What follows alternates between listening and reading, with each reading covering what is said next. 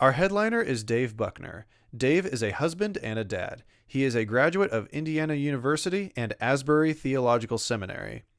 He has been a pastor in Indiana for nearly 30 years. Dave likes riding bikes, and for over 40 years, he has been an avid cyclist of the human-powered type. For the last 4 years, he has taken up the motorized Harley-Davidson variety.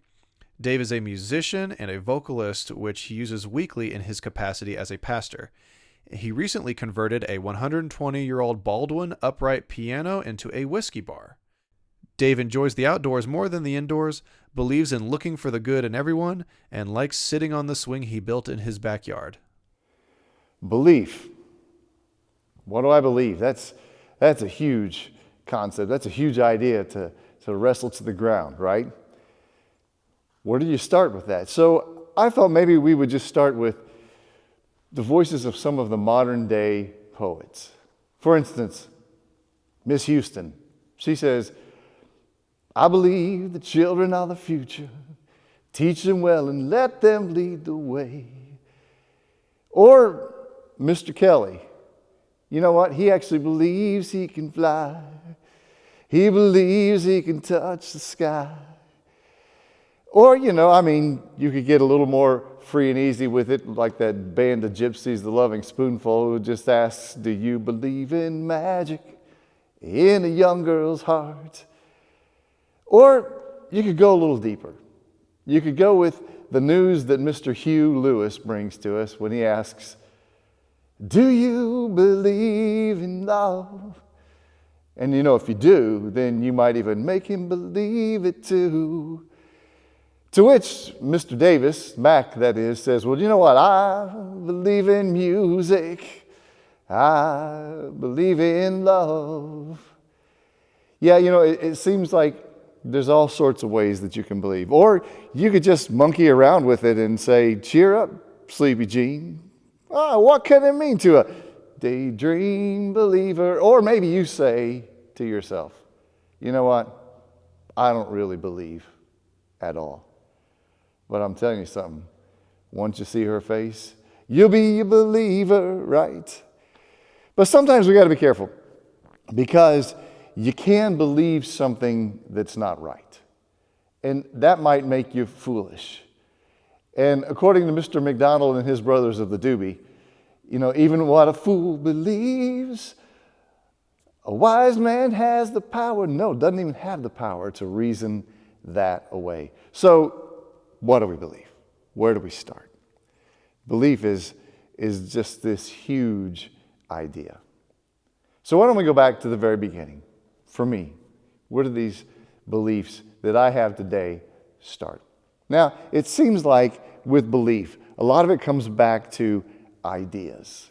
What kind of ideas do you believe? What kind of ideas do I believe? And sometimes it gets limited all the way down to just that little idea. Now, so let me tell you a little bit about my history. Where did my beliefs come from?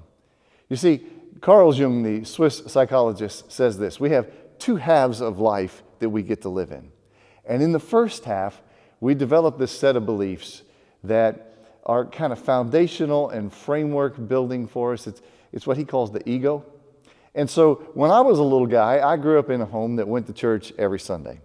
And so I like to tell people I was raised in captivity. I was raised in Western Christendom captivity, which basically said, here's your set of beliefs, here's what to believe, here's what is right, here's what is wrong. And so, all of the trouble of having to think and discern and figure things out, well, that was all taken care of, because just believe what we believe and raise your right hand and say you believe and sign on the dotted line and you're good to go.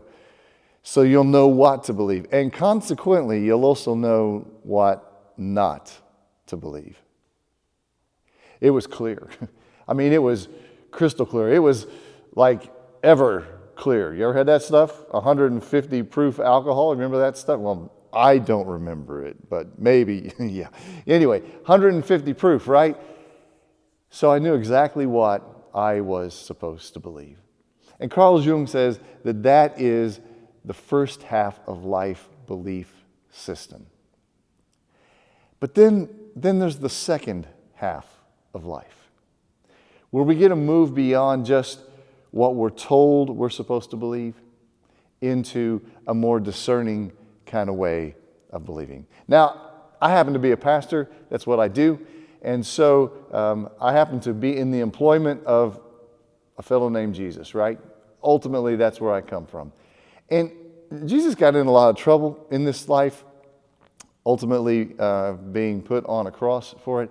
And I believe a lot of it was because he decided that he was going to move from first half of life thinking to second half of life believing. So you see, in this first half belief system, principles are above everything else. This is what you believe, and this is where you need to be when you believe. But Jesus did something different. He moved into second half of life believing, where instead of principles being number one, people were number one.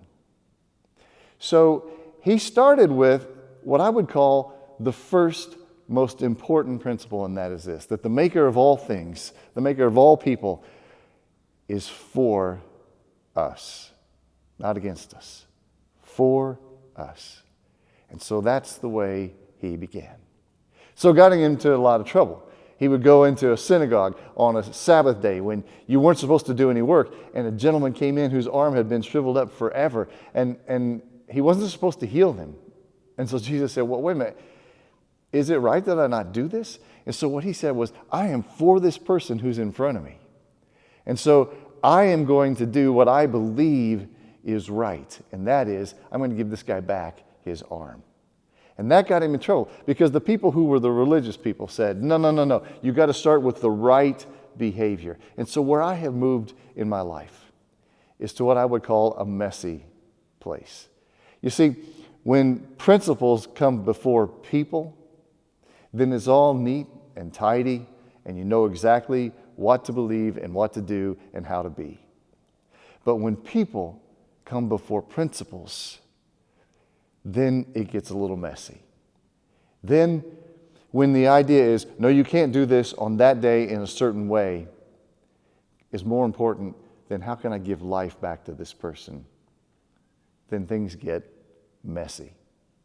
So second half of life thinking says, you know, the framework that I got as a kid, which was a good framework for me as a kid, and it's good to kind of have structure, it also reminds me that I need to learn how to discern the situation. So what I try to do now in my belief system is ask the question, this person standing in front of me, what's going on in their life?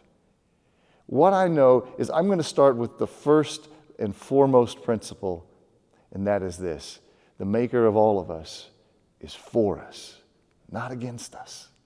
And if I start with that principle, then all those other principles down the line on how to behave and how to act and what to do and what not to do, those all will fall in line eventually, as long as I start with that first one, that I'm for you.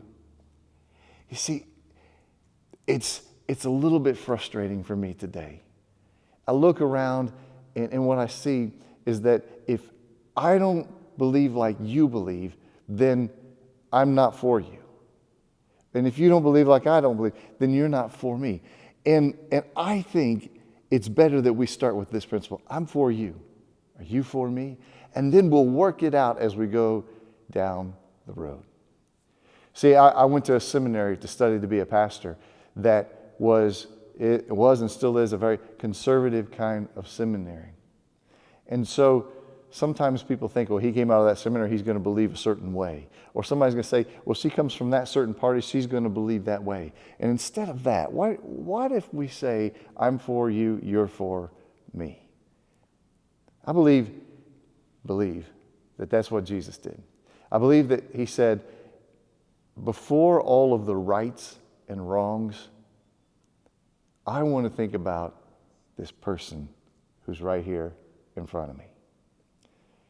How would the world be a different place? And I would even say a better place if we let our beliefs start that way, with the first principle that God, the maker of all people, is for us. What a great feeling that would be, to know that the person that we're talking with is for us. And I don't ever want to lose that feeling. As a matter of fact, I would say, hold on to that feeling and don't stop believing. But let's believe in each other.